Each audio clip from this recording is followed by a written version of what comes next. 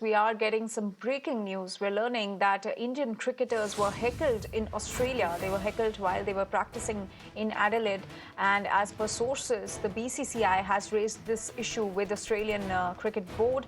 India has objected to open net sessions. In fact, now the fans can no longer have access to net sessions.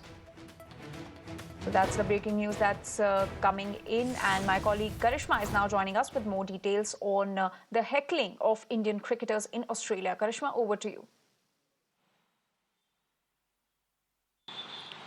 Well, yes, absolutely. This is what we are learning, putting the facts first, that BCCI has not raised this up officially with Cricket Australia, but they have let them know that this is a distraction for the cricketers, because remember, there were close to 4,000, 5,000 people at the Adelaide Oval, and they were disturbing the Indian cricketers while they were practicing. They were, of course, making comments when Virat Kohli was in the nets or other cricketers were in the nets, and this is something that wasn't acceptable by the Indian management.